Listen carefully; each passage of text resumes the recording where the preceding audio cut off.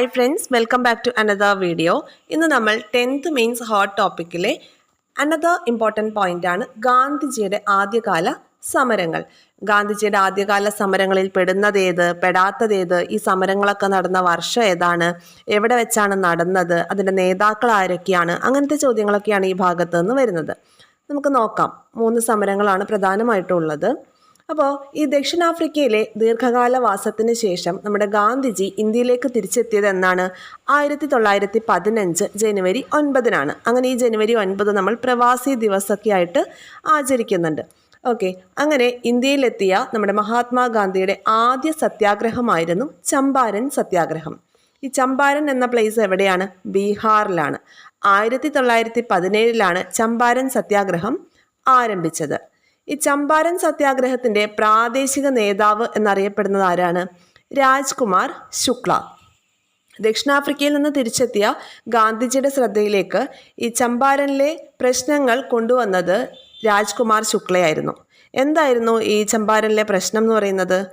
നീലം തോട്ടത്തിൽ ജോലി ചെയ്തിരുന്ന കർഷകരെ പാശ്ചാത്യർ ചൂഷണം ചെയ്യുകയായിരുന്നു ഉണ്ടായത്. അതായത് അവിടെ ഒരു തിങ്കതിയ സിസ്റ്റമാണ് നിലനിന്നത്. എന്താണ് ഈ തിങ്കതിയ സിസ്റ്റം? ബീഹാറിലെ മെജോറിറ്റി ആളുകളും കൃഷിയെ ആശ്രയിച്ച് ജീവിക്കുന്നവരായിരുന്നു. അപ്പോൾ അവർ കൾട്ടിവേറ്റ് ചെയ്യുന്ന ക്രോപ്സ് എന്താണോ ആ സ്ഥലത്തിൻ്റെ പകുതി ഭാഗത്ത് നീലം കൾട്ടിവേറ്റ് ചെയ്തോളണം എന്നൊരു റൂള്. നിർബന്ധമായിട്ടും അവർ കൃഷി ചെയ്യുന്ന ഭൂമിയുടെ പകുതി ഭാഗത്തും ഇൻഡിഗോ കൾട്ടിവേറ്റ് ചെയ്തിരിക്കണം എന്നൊരു സിസ്റ്റം. അതാണ് തിങ്കതിയ സിസ്റ്റം. അപ്പോൾ ഈ തിങ്കതിയ സിസ്റ്റം അതിന് എഗെയിൻസ്റ്റ് ആയിട്ട് ബീഹാറിലെ കർഷകർ ഗാന്ധിജിയുടെ നേതൃത്വത്തിൽ ചെയ്ത സത്യാഗ്രഹമാണ് ചമ്പാരൻ സത്യാഗ്രഹം 1917.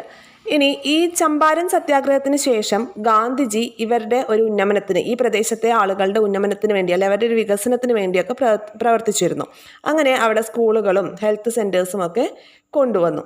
ഓക്കെ, ചമ്പാരൻ സത്യാഗ്രഹത്തിൻ്റെ 100ാം വാർഷികമായിരുന്നത് 2017. ഇനി നമുക്ക് അഹമ്മദാബാദ് മിൽ സമരത്തെക്കുറിച്ച് നോക്കാം. 1918 അഹമ്മദാബാദ് മിൽ സമരം നടന്നു. അതിലൊരു ഇമ്പോർട്ടൻ്റ് ആയ ചോദ്യം ഇതാണ്: ഗാന്ധിജിയുടെ നേതൃത്വത്തിൽ നടന്ന ആദ്യത്തെ നിരാഹാര സമരം ഏത്? ഗാന്ധിജിയുടെ നേതൃത്വത്തിൽ നടന്ന ആദ്യ നിരാഹാര സമരം അല്ലെങ്കിൽ ഗാന്ധിയുടെ ആദ്യ നിരാഹാര സമരം ഏത്? അഹമ്മദാബാദ് മിൽ സമരമാണ്. അപ്പോൾ ഈ അഹമ്മദാബാദിൽ മില്ലുടമകളും തൊഴിലാളികളും തമ്മിലാണ് ഒരു പ്രശ്നം ഉണ്ടാവുന്നത്. അതിൻ്റെ പേരിലാണ് ഈ സമരം നടക്കുന്നത്. എന്തായിരുന്നു പ്രശ്നം? അവിടെ പ്ലേഗ് പടർന്നു പിടിച്ചു. പ്ലേഗ് പടർന്നു പിടിച്ചപ്പോൾ ഈ മില്ലിൽ നിന്നും തൊഴിലാളികളുടെ പൊഴിഞ്ഞുപോക്കിനെ തടയാൻ വേണ്ടിയിട്ട് അവരുടെ സാലറി ഒരു 80% ഹൈക്ക് ചെയ്തു. 80%ഓളം അവർക്ക് ഹൈക്ക് കൊടുത്തു. അങ്ങനെ ഈ പ്ലേഗിൻ്റെ തീവ്രത കുറഞ്ഞു വന്നപ്പോൾ ഇവർ ഈ കൊടുത്ത ഹൈക്ക് വെട്ടിക്കുറച്ചു.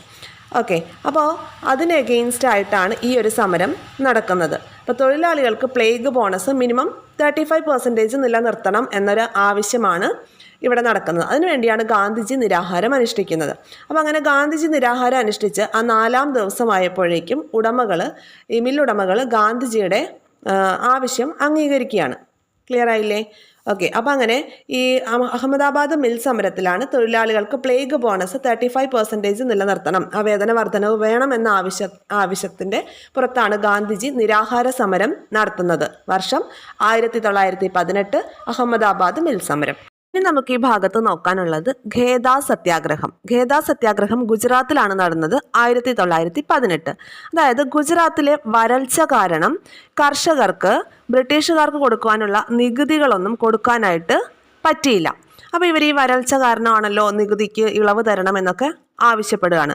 പക്ഷേ ബ്രിട്ടീഷുകാരെന്താ ചെയ്തത്? നികുതി അടയ്ക്കാത്തവരുടെ വസ്തുക്കളെല്ലാം ബ്രിട്ടീഷ് ഗവൺമെൻറ് പിടിച്ചെടുത്തു. അപ്പോൾ ഇതിലേക്ക് ഗാന്ധിജിയുടെ ശ്രദ്ധ വന്നു. ഗാന്ധിജി ഈ സത്യാഗ്രഹത്തിന് നേതൃത്വം നൽകിക്കൊണ്ട് മുൻപന്തിയിലേക്ക് വരികയാണ്. അപ്പോൾ ഗാന്ധിജിയെ അനുഗമിച്ചുകൊണ്ട് മറ്റു 2 നേതാക്കൾ കൂടി ഉണ്ടായിരുന്നു. സർദാർ വല്ലഭായ് പട്ടേലും ഇന്ദുലാൽ യാഗ്നിക്കും സർദാർ വല്ലഭായ് പട്ടേലും ഗാന്ധിജിയോടൊപ്പം ഈ ഖേദ സത്യാഗ്രഹത്തിൽ അണിനിരന്നു.